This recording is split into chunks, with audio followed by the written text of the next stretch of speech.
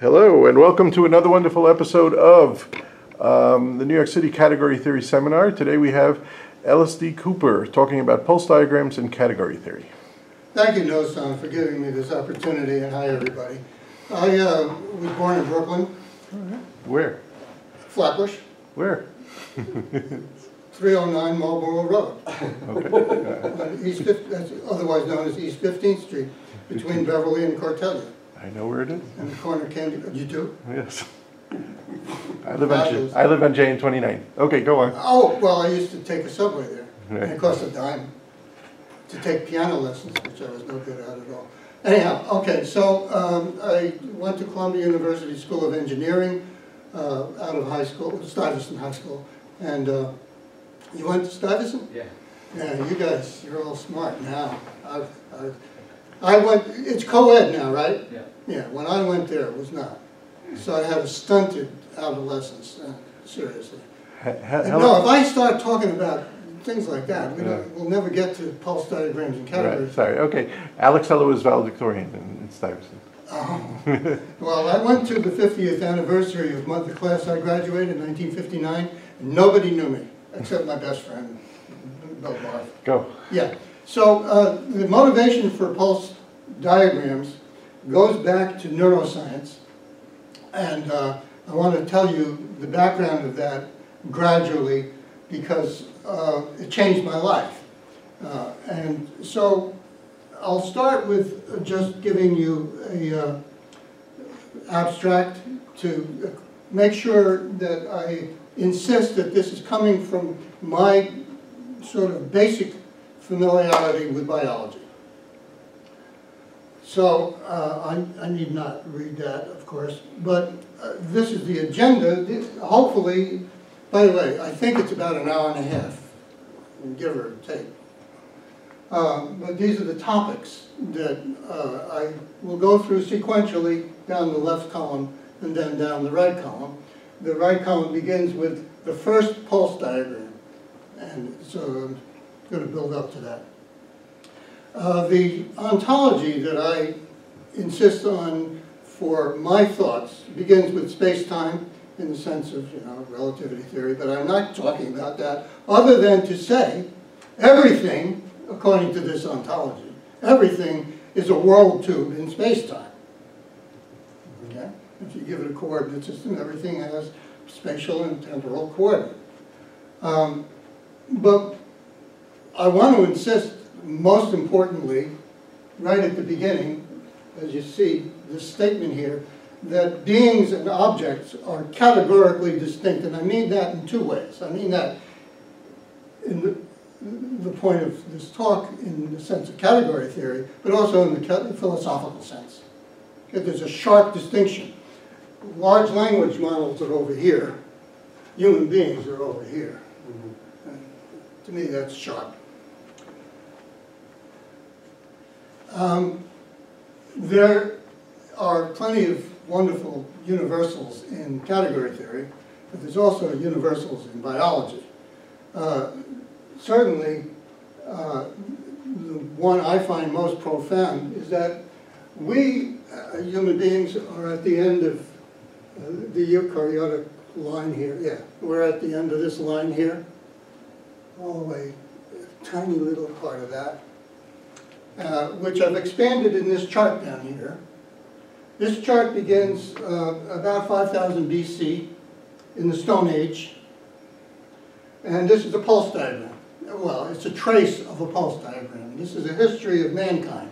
That's what it says, time chart, history of mankind. And the only reason I'm mentioning that, because I'm not going to dwell on the history of mankind, I just want to say that biology is shot through with pulse traces, including the history of humanity, the largest time scale. This is a picture you may have seen. I even have a t-shirt with Darwin's drawing of the tree of life. It begins with this corner here, this one here, is a species. And that's the chart of the origin of species from a species.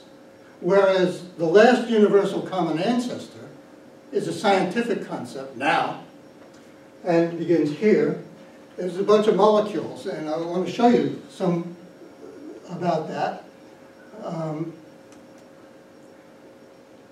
This one. I have several papers that I've looked at to tell you about things, but I wanted to just show you this chart. This is the thermodynamics and thermochemistry of the last universal common ancestor. I don't know what it really is in detail, but I know that these are pictures of molecules, and I know that the ocean is out there because it says so, and that there's correspondence through, well, through gaps in the surface underneath the ocean. And you've probably heard of hydrothermal vents and stuff like that, which is largely considered to be where life began. And so that's the summary of the main interactions of the last universal common ancestor. More interestingly, perhaps for category theorists, is that this is a tree. It's a phylogenetic tree. So we have a paper in category theory about what happened. I think it's page 156. Hold on. See if I can get this right. Yep, there they are. Those are phylogenetic trees. This is in a textbook about, among many things, but originally I thought that the tree was an acyclic category. But all the pictures of acyclic categories in this book seem to have an initial and a terminal object, and trees don't. At least not both of them. But so I looked through it further and found this concept, which is defined on the preceding page, called, it's right here, I can't read this, but that's where the definition is. I think if you press the plus, you can make it bigger. I can, and if I do that, then I can, how's that? That's good enough. Is that the definition? Yeah. Yeah, there it is. Yeah. Okay, so that's kind of, you know, the beginning of a spiral of concepts that are going to lead to my point. But for now, I move on to the human mind. The human mind, let me just be really blunt about it. All we have is now. William James, Edmund Husserl, philosophers, James was a psychologist, Husserl was a phenomenologist.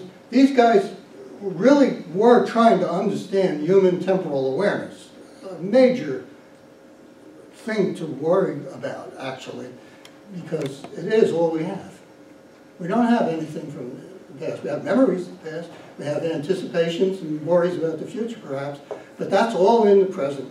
And Husserl made geometrical diagrams. He used mathematics. Well, I think he was trained in mathematics, actually. And so this is one of the diagrams from a book about him. But this is a later diagram that comes from Itzhak Miller. That's recent stuff.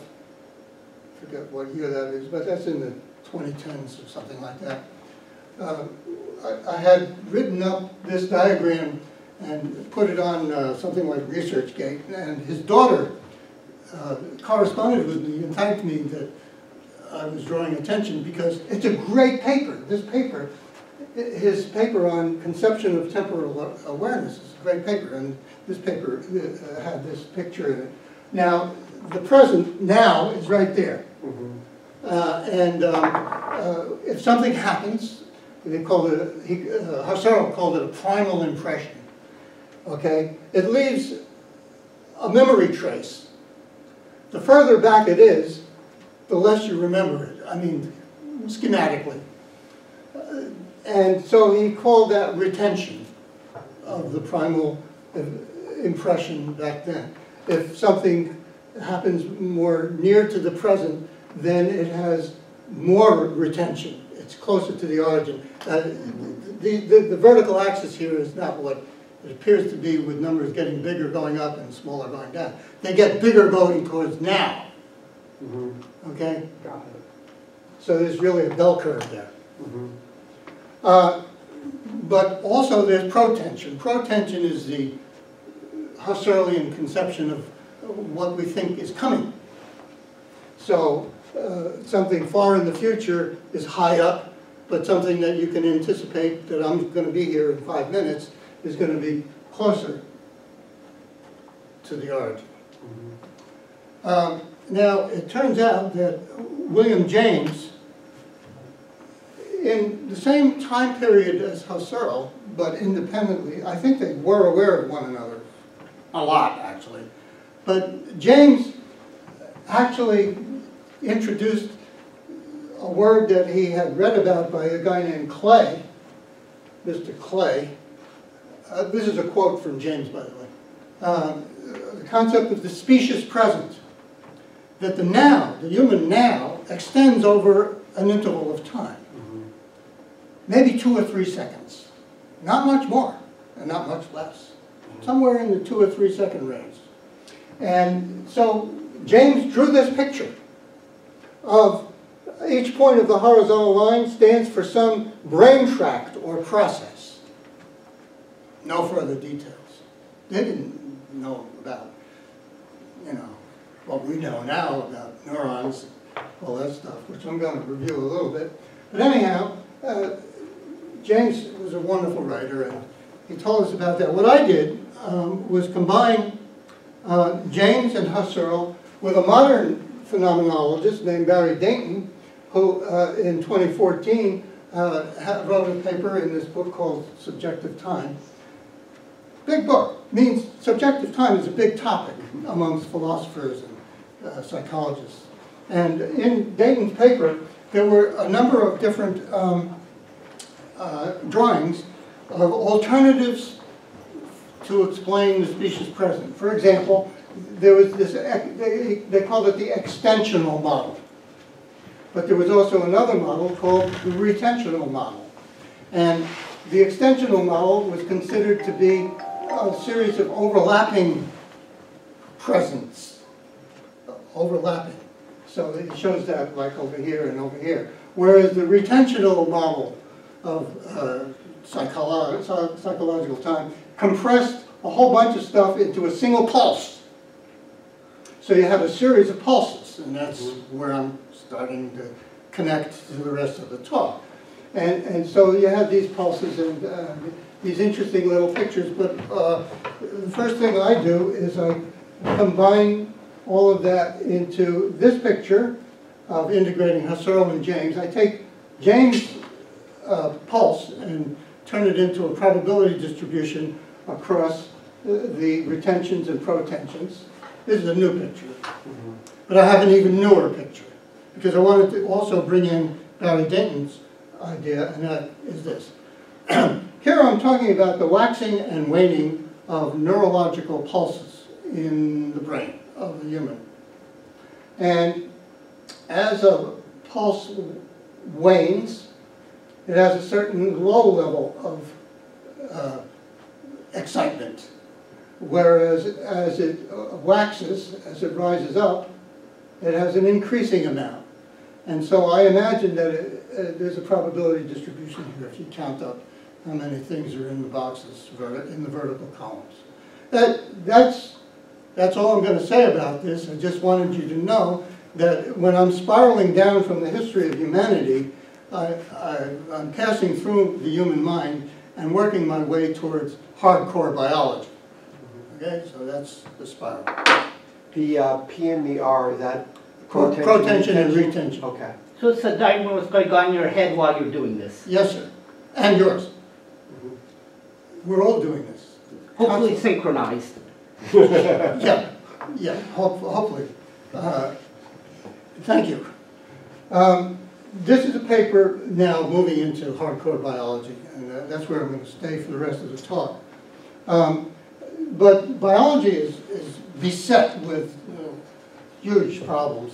The most important one for me is the multi-scale problem. The multi-scale problem has to do with the fact that there are microscopic phenomena in biology at the nanoscale level, down within microtubules and places like that inside of cells. And there's, of course, what I'm doing right now is on the macroscopic scale. I amused myself when I saw this drawing in the paper by Leslie, a wonderful paper. It almost looks like an adjoint pair. In fact, these equations that are written here could be, but no, I'm not going to go there. I'm not going to go there. I thought of it and abandoned it for a number of reasons. First of all, I don't know what the categories are. Yeah. Okay. Second of all, there are lots of intermediate levels. There's almost a continuum of timescales in biology, and that's the problem. What kind of mathematics covers from the nanoscale to the galactic scale? You know, there is none. Yeah. And I'm going to review some of those shortly. Okay? Oh, and then I got cute, and I have a note here that says, don't get cute. I got cute. I said, you know, at the thermodynamics of macroscopic scale, we have chunks, the world tubes I mentioned earlier, do chunks, you know, palpable chunks, whereas our theories of, let's say, statistical quantum mechanics are based on mathematical gadgets, things that take on different states and you count how many there are, microstates in this, and develop probability distribution and use the Lagrange multiplier method and all of that. But that's imaginary. So you got the real chunks and the imaginary gadgets, and the interplay between them is complex.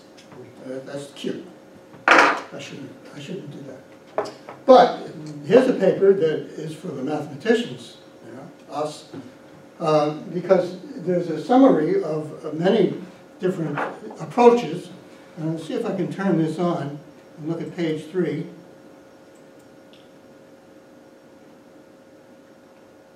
I think I highlighted it.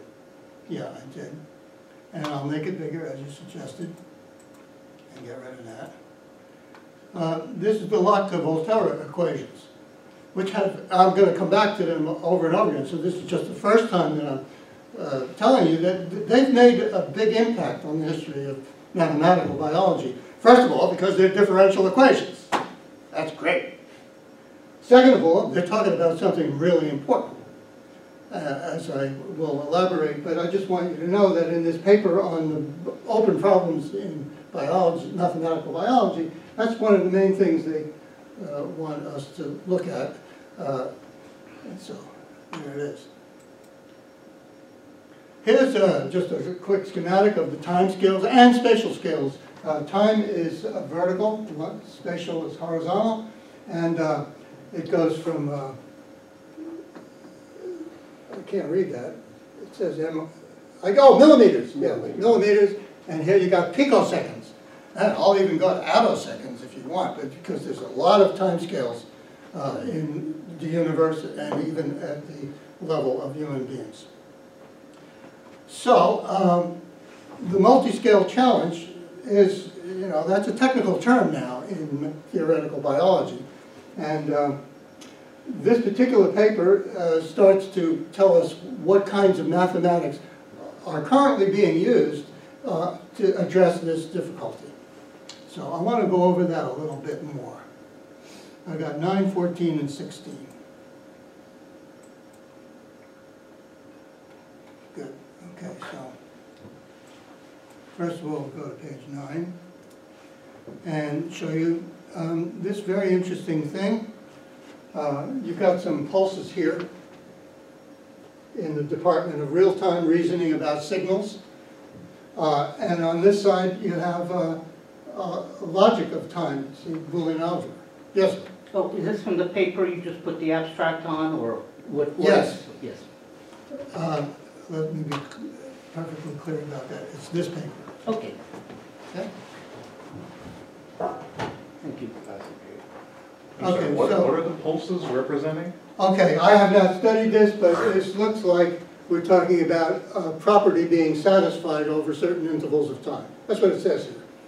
The property is that x1 is greater than or equal to 3.5. That's what this one says, right at that peak there. So that pulse there is where a certain condition was met. So it's just 0 or 1 valued, or is there like intermediate values? Well, These look like scales here, but they seem to be, oh yeah, this goes up to 2, so this is a multi-valued scale. Well, what does that mean? I do not know, Oh. I have not studied that. Well, again, it could be level metabolite, it could be his excitation. Yeah, but you're saying it's like a logical condition. No, I said that on the left. Oh, on the left. If you Okay. truncate On the it, left. turn it into. On the left, I was looking at the derived operators, they're all Boolean. Mhm. Whereas on the right, it's talking about real time, so they have real numbers for time. Okay, Okay? thank you. So, we go to page 14. Yeah, I just don't know what that. Yeah, so I wanted to show you that mathematical biology has an enormous amount of efforts to simulate biology. So this is a chart showing a whole number of, a couple of dozen or more programming technologies. The one that I'm familiar with is this one called BioNet-Gen, and the paper there referenced is number 22. Michael Blinov and I have been, Michael Blinov, this guy here, for rule-based modeling, and I'll say a little more about that in a minute, but I just want to say that's one of the many, many technologies for simulation of biology. In this case, Michael is working at UConn Health on a program called Virtual Cell, which is for simulating the biochemical reactions in cells. And his focus for years has been on something called EFGR, which is related to cancer. I know very little about that. He knows all about that. So he's one of the reasons why I know more about systems biology than I would have otherwise, because we've had Zoom meetings for years. Now you got to start giving yourself room at the top. Okay, now again with the spiral that I'm talking about from mankind to the mind. Now I get to normal things like breathing, pulses. Breathing is a series of pulses. By the way, I call a series of pulses, I call that a pulsation. Okay. And the time scale here is a typical breath is 2 to 3 seconds. Not that that's coincidental with species present of 2 to 3 seconds. I'm not going to go there. But I will say this, there's something really special about breathing. A trombone player can reset their breath. That's one of the few things in the human being that can be re-triggered. Keyword, just want to emphasize that. On the other hand, this is an electrocardiogram taken on myself. I actually have a gadget I hold on my knee and I put my fingers on it. I can record my heartbeat, which is on the time scale of milliseconds. And the important thing that I wish to point out is that there is a period of time right here called the refractory period during which the heartbeat is not re-triggerable. And if there's a problem with that, that's atrial fibrillation. That's a medical issue. Well, I'm sorry, what does that mean, that it's not retriggerable? Thank you for asking. What's your name? Emilio. Emilio? Thank you, Emilio. You're welcome. That's half the talk is about to explain the concept of retriggerability. Excellent. So, thank you.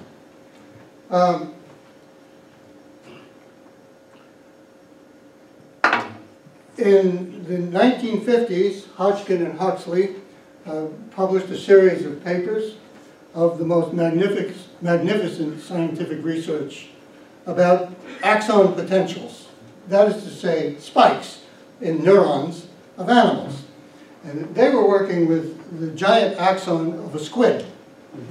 And the reason they did that is because in those days, the electrodes that they could use to insert through the membrane of a neuron were too coarse. But if they found a neuron, an axon that was fat enough, they could get inside of it and make electrical measurements and come up with an electrical circuit model of neurons spikes using a capacitor, I equals C dV dt, so there's a differential equation right there. You've got some batteries for sodium and potassium, and then there's a leakage current. You've got some variable resistors in there. And what this model was representing is the potential difference between the inside of the axon and the outside. And they published this system of ordinary differential equations. It's somewhat low-dimensional, but it's not, it's not trivial at all. This was the result of thousands and thousands and thousands of measurements and guesses and, science, the real thing, the real deal, hardcore, hardcore. But I would like to emphasize one thing right away. I wrote it there, and I'm going to come back to it later again, so I just want to stick it in your mind. I'm a time theorist. And right here, there's a distinction between three different kinds of time. You got the letter T in these equations. It's not doing anything. It's just flat on the page. That's a model. But you also have the time of the simulation that these guys performed using an EDSAC. This is in the 1950s.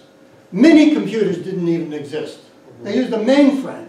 EDSAC stands for Electronic Data Storage Automatic Calculator. They didn't have chips. For memory, they had a tube of mercury. I don't know how long, but I think it was probably like that. And they would put audio pulses according to a binary pattern that propagated with the velocity of sound through the mercury. That was a memory. Only the memory was that long, depending on the speed of sound and the width of the pulses. Fascinating. That's even before magnetic cores were invented. Never heard of it before until now. Amazing. My pleasure. So there's the symbolic time, the T in these equations. There's a simulation time, which, it might have taken them a day to calculate one nerve pulse on EDSAC. But then, of course, there's the real time in your brain right now, which is, sub-millisecond. And here's a plot of one of their simulations. Now, look at that, a refractory period. Nerve pulses, spikes as we call them affectionately, are not retriggerable. Emilio, I'll keep on that. Okay, so we got breathing is retriggerable, but heartbeat and nerves are not. So if you're going to have a theory of pulses, you better have a representation in your formulations of the concept of retriggerability or not. Now, in the same time period, in the 50s, Hartline and Radcliffe, they were interested in vision. See, moving on now from just a squid, they worked with horseshoe crabs. Now, my understanding is a horseshoe crab actually has 5 eyes, and they found the right one, and they had the small enough electrodes to capture pulsations representing the response of an eye to light. And there they are. And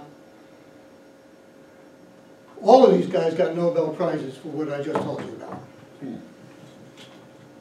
Now, Hartline was working at the Rockefeller University. And 14 years later, they had moved on at the Rockefeller University to macaque monkeys. Robert Shapley and his colleagues would have a monkey with its head cut off, top of its head cut off, and this is a cross-section of the brain of the monkey. And they would insert an electrode and make measurements of pulses.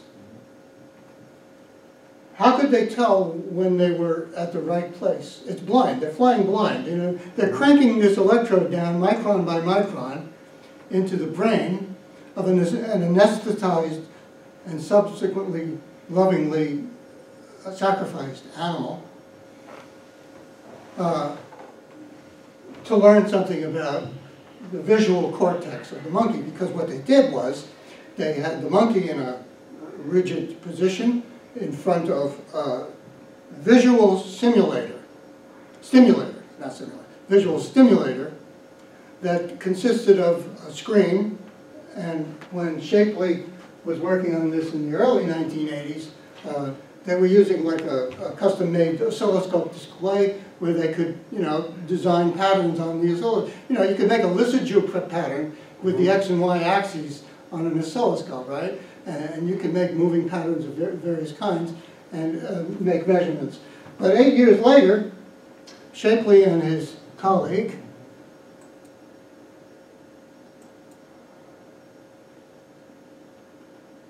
this is in Science, what is it? Nature, I'm sorry, not in this. Okay, so Shapley at the Rockefeller University and Udi Kaplan were doing the kinds of experiments I just described. And by the late 1980s, I was employed by Udi Kaplan in that lab. In the Rockefeller University lab, I was employed as an engineer, not as a scientist. So I want to describe to you the scenario that I witnessed that caused me to end up giving this talk. So you got to imagine a darkened room. Now, this is 8 years later. This is like 1989 time frame. Udi had hired me, so I was, you know, present in a room, a darkened room, with 3 or 4 scientists. I met Shapley once. He was the lead guy. Kaplan prepared the monkeys. And okay, now I'm going to get cute again. I saw Udi in the side room getting the monkey ready. He was whistling. And I was morally outraged. I still am to this day. He didn't say, Baruch atah monkey. He didn't. You understand what I'm saying? Mm-hmm. He was killing a monkey for science. And it bothered me. And he was whistling. Mm-hmm. Okay. I don't want to get emotional, but I couldn't help that one. Yeah. It says right here, no ad libs.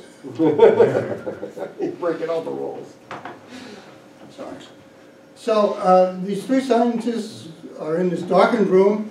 There's a loudspeaker with an amplified version of the signals coming from the electrode in the brain of the monkey. Because by listening to that with their vast years of experience, they could tell when they were near the right neuron of interest from the sound. There was an oscilloscope showing the green line of the waves, the pulses, that are my topic of the talk. And the stimulator, the visual stimulator, was this fabulous piece of electronics. By now, they had, and I saw this, it was a high-speed TTL wire-wrapped to produce really wonderful bars and circles of different colors at different speeds with waves in them.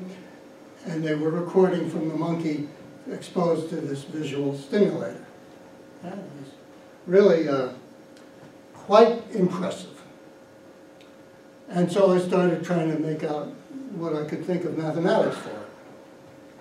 So the brain model in mind. And I was really interested in spike trains. Because you see, to me, a spike train was something that, you know, it's very definite. Mm-hmm. It has a peak with a timing. And if you could somehow capture that mathematically, I thought to myself, it could be interesting. Mm-hmm. So I drew a picture of a neuron, and I started drawing pictures of spike trains. Now I call them pulsations. And then, this is the first pulse diagram. 1989, happened to be on my birthday, March 24th, 1989. This is where this talk comes from, right there. So I want to tell you about that, and I'm going to answer the retriggerability question now.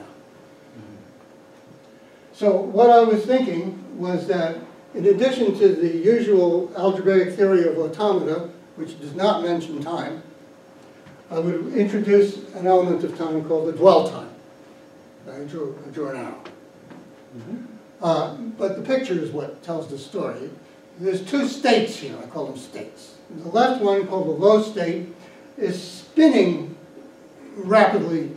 I put a 0 there. I don't use 0 anymore, but just think of it as a tiny amount of time that this low state is just spinning its wheels until a trigger comes. Trigger comes. The trigger triggers it to the high state. It stays in the high state for a certain amount of time, the dwell time, delta t. I call that a timeout. And that was where I started using notation to help me understand what I wanted to say, because I used an open-headed arrow for a timeout, and, well, nowadays I use a closed-headed arrow for trigger. So a trigger is an external event here? Yes, sir. That's how states communicate with each other. And that is what the talk is about, is that how I'm now formulating that huge possibility of things happening. So there's a chip you can get, Emilio, called a retriggerable monostable multivibrator. You get two of them, an A channel and a B channel on a 16-pin chip. And the way it worked was this. If you introduced a rising edge of a pulse on one pin, it started a timeout based on a resistor and capacitor time constant, an RC time constant. So that, in other words, it was a programmable delay until the end, unless you triggered it again. The retriggerability means that when you hit it with a pulse during its timeout, it starts over again. So the time from this edge to this dotted line here is the same as the time from this edge to this edge here. Does that answer your question? Well, that's retriggerability. That is the definition, is that you can restart it with an external pulse. Okay, so it's not like a And it rigorous starts idea, completely it's just fresh. like, Well, but more importantly, it sounds like you were also saying not just start as a pulse, but when it's in the high state. Yes. As opposed to when Yes. it's decayed back to I'm the sorry, ground. what is your state. name? Ray. Ray? Yes. Thank you, Ray, because I'll be returning to that. Yes. So, then something happened to me. I had shown to a friend of mine these pictures that I started drawing of little machines involving multiple states and different arrows. So I showed him these. I wanted to make a low-pass filter. The idea of that would be if you have a pulsation whose frequency is low enough, it would output a pulse. Or a high pass. If it came in fast enough, it would output. Or a band pass. So I was thinking, okay, so I can start building models of things that maybe happen in biology. You'd need a lot of them, but still, I mean, it's compositional. But more importantly, you're doing it using logical machines as opposed to Fourier analysis. That's the hope. Yes, yes. As a matter of fact, for some reason, I've always preferred the time domain to the frequency domain. It's just me. Probably because I thought it was simpler. I don't know. So I showed these pictures to a friend of mine, a fellow engineer, Brian Stromquist at Rockefeller University. He was in a different department, but we were friends. And a day later, he comes back to me and he says, you know what? If you introduce feedback, And he drew, this is his page. He wrote in the corner phase lock loop, which is an engineering concept, and he said, you can do that with your pictures. I was flabbergasted because I knew about feedback a little bit. That's the heart and soul of cybernetics. That's the heart and soul of artificial intelligence. That is where it all began, is with feedback. And if you look at Cahal's pictures of the neural networks that he drew in fine-drawn ink pen in the early 20th century of neurons, there's lots of interconnections forward and backward. So Brian introduced to me the idea that, gee, my thing's low pass, high pass, fine, but if you introduce feedback, you can multiply a frequency. So there's this concept in engineering called a phase lock loop. The basic idea is that in radio engineering and in communication engineering, it was necessary to synchronize the output of a circuit with a frequency coming in to make sure that they had the same phase, that they rose and fell together. But in a phase lock loop, if you put a frequency divider in the feedback loop, you can multiply the input frequency by any number you want. Octaves is times 2. So I'm just going to skip forward. After these years of starting with that 1989 little picture, this is the syntax I use now, and I want to just say a few words about it, but without really explaining it, but comparing it to other technologies that also have circles and arrows. There's lots of that throughout engineering, science, and physics. So Euler, I think his name should be pronounced Euler. I don't want to call him Aldumer. Euler and Dill, all close to 10,000 citations for this paper with pictures like this, which introduced time into algebraic automata. The context in which they were doing that, though, has to do with artificial languages, timed language, temporal logic, that kind of thing. Another place where you see circles and arrows is in Bacchus-Nauer form, where one way to represent Bacchus-Nauer context-free grammar, one way to do that is with a railroad diagram, where you follow the arrows and they're labeled by parts of speech. So you can have a noun followed by, an adjective followed by a noun in English, in French the other way, whatever.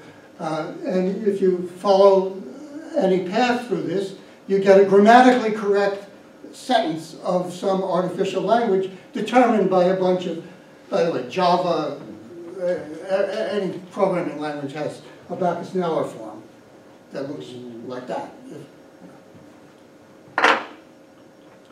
So I want to add a little bit more to the notation so that I can bring us closer to category theory, because I haven't mentioned it much yet. So the basic idea of a retriggerable state is exhibited up here. This state A times out to itself in a time I. But if a signal comes in to trigger it, that retrigger starts it over again. So that's what that chip had, two of them in it. Elaborate the notation. You kind of would like to be able to say that you can program the timeout, like the RC time constant. So you want to be able to have a signal that changes the value of I. So does that go back to why they put variable resistors when they drew the diagram for the axon? Absolutely. I'm just going to categorically say that. I can see how that might be quite so, Ray. Okay? Okay, I'll make it a little more interesting, though. I'll say that there's a new kind of gadget in a box, and I'm going to call it a function room. I was driving down a highway with my son a few weeks ago up in north of Boston. The highway was lined with hotels, and it was a mall strip, right? and I saw this hotel that was advertising that it had function rooms. Guess the AL was blacked out. So, here's a function room that has the natural numbers in it, where you could program the value of it. Well, let's elaborate that a little more and say your function room can have a diagram of the kind you see when you do diagram chasing. So, I'll give an example of diagram chasing, because we need more category theory. This is an animated proof of the 5 lemma in homological algebra by diagram chasing. Okay, you want to see it again? Yes. A little slower, maybe. I don't know about that. First of all, I can't even see this thing here, and how to restart it, I don't know, but there must be a way to. You can take the scroller and move it back to the beginning.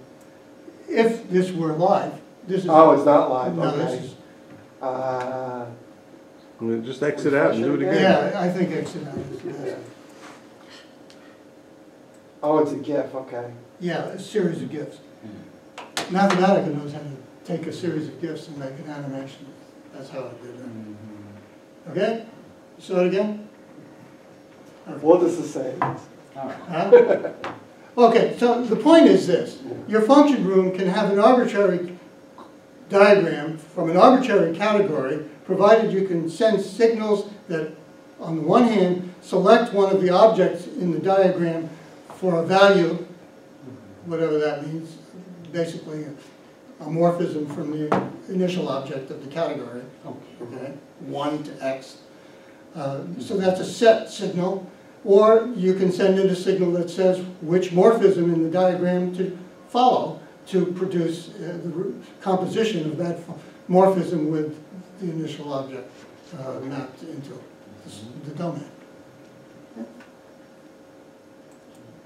So that was that. And now comes, well, I want to be able to have units that communicate with each other by signals. The signals are the things that I've been showing with dotted arrows. But what's in the thing that the signals come from or go to? Well, function rooms. That's one kind of object. Or a diagram consisting of just circles, open-headed arrows, and closed-headed arrows, no internal signals. I'm calling that a module. I don't mean like a module over a ring. I mean just a unit. And so that module is a unit that can produce signals, can respond to signals, but internally is just timing and re-triggering. Okay? So I have a directed graph of modules, either function rooms or these diagrams. And the arrows in this directed graph are signals. Not only that, you take the free category on that directed graph, and now you have a categorical gadget to represent the communication between things that have timing in them. Okay. Now, way back,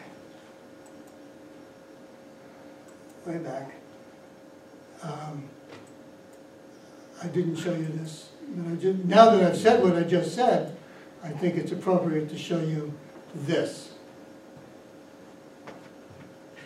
Except there's something in front of it.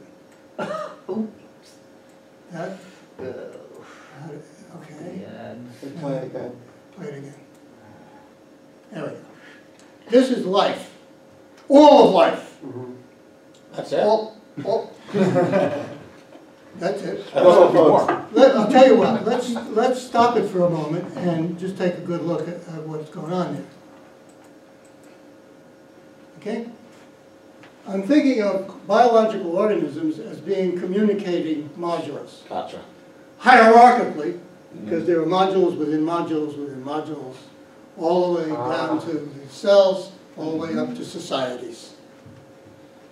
That's cool. all the way up to empires. Here's the Ottoman Empire, ending in 1923, and so forth. Okay? So this is a mental model that I'm proposing for all of life. And that's the left-hand side of my ontology diagram that I showed at the beginning of the talk.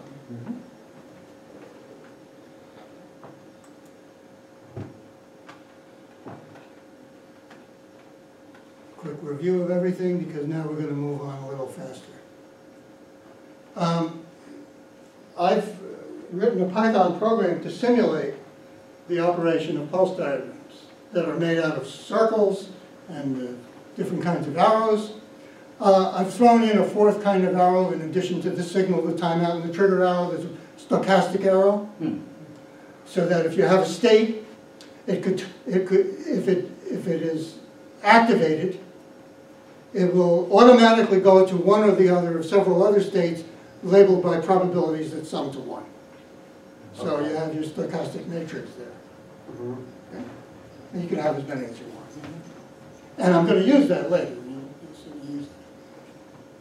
But there has to be a semantics for these diagrams. The semantics is currently not a mathematical statement. It's a program written in Python. And I'll show it to you. It's a bunch of loops that go through all the states and deals with them simultaneously, so to speak, because they all do the same thing, so you could do them in parallel. You could do all the, I believe that this is eminently concurrent. Of course, since in Python on a PC, I'm not doing that. I'm running loops. But there are no nested loops. So I think, I have to confess, I know that... Do any of the loops depend on each other, or they're just... No, they're consecutive loops, right. Okay. The first loop is to reset all the timed out states. Yeah. So for you and VLS, this is all the states. VLS is all the states. And then I trigger them if they're triggered. Okay. If some triggers decrement a function room value, I do that and update all of the traces that record the behavior. So I record the whole thing. Okay? So that's not crucial to the algorithm. That's just so that I can see a pulsation, so to speak, in an oscilloscope display, which I'm going to show you. Just out of curiosity, have you ever tried moving those 4 loops in different orders? Does it give you the same result? No, and I'll explain why. Okay. Because then that would There's probably not be parallel. That would be a test, right? If they really are independent. They're not. Okay. Got it. And that's it. I mean, it's a small piece of code. I'm not showing the few additional lines which take care of more elaborate function rules, but it's the same kind of thing. So you take the syntax, which is these diagrams, and then you're saying semantics are these Python programs. What is the input and output of these programs? I'm going to show you right now. Cool. That's the next slide, I believe. Oh, well, one little thing. One little thing. And here's where I get cute again. So you have to imagine my alter ego. My alter ego says, Dr. Cooper, what if you have a state that's timing out to this state at the same time that this state is being triggered to some other state? What do you do? And the answer is the trigger dominates. Okay. And then the alter ego comes back and says, yeah, but what if you have multiple triggers coming to the same state at the same time? And the answer is, do nothing. Theorem. Therefore, every module has only one active state at any given time, assuming it's a connected diagram. Connected diagram, I didn't say it, it's in the definition. Okay? So these principles are built into the lack of, changing the order. Yeah. Okay, got it. Okay? That's what that is. So here is Stromquist's diagram in a more modern notation. And I want to go through this a little bit because this is where the feedback story gets better and better. I've got 3 modules. I have a module here which is generating pulses with a time period of Q. I have a module here which has a time period of P but which can be changed. It's programmable. Now if you had nothing more, if you didn't have this 3rd module, then what would happen is, since every time A times out, it decrements P and assume that its minimum value is 1 attosecond, if you like. Choose your time scale. You can't go negative. There's no negative timeout. So then you're dead in the water. But you do have this 3rd module, which has the following behavior. First of all, assume initially that you're in state C down here in the 3rd module. And when B times out, it sends a signal that triggers C to D. By the way, epsilon is a tiny amount of time. Okay. As usual, right?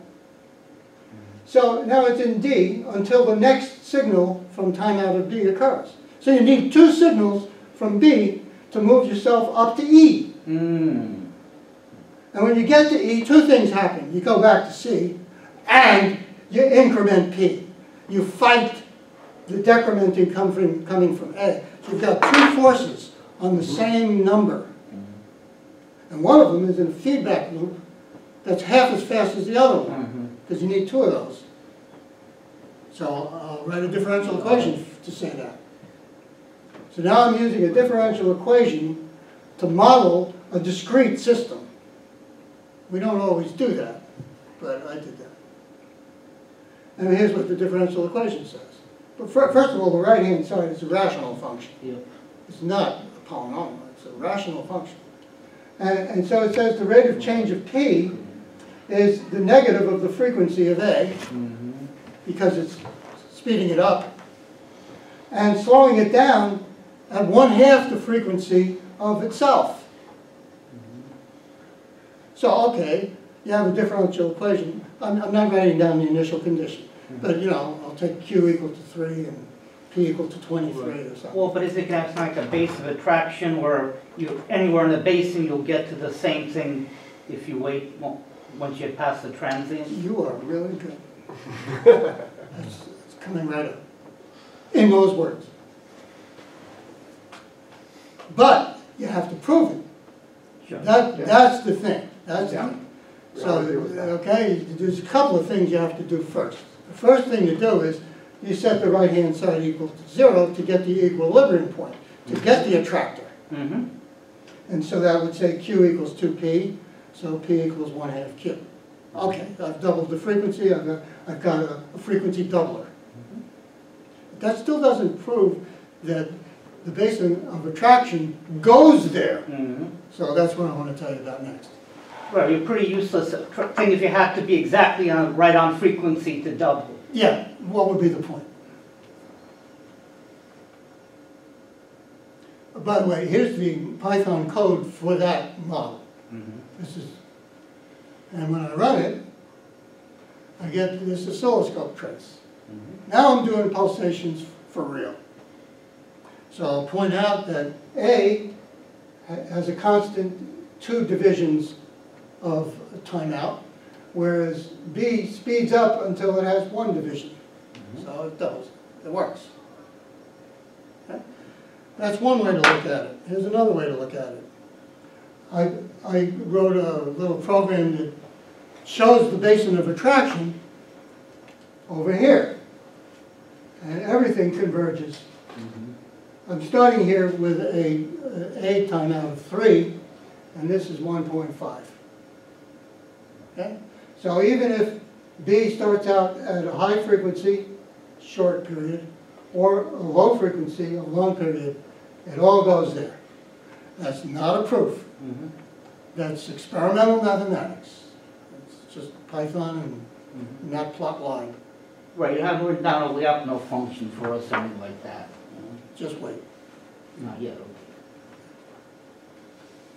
So we're worried about proving the following theorem, that the nth harmonic, if you have instead of C, D, E, you have C, D, E, F, G, whatever, n states in the 3rd module, that the nth harmonic is a point attractor for the positive real line as the base.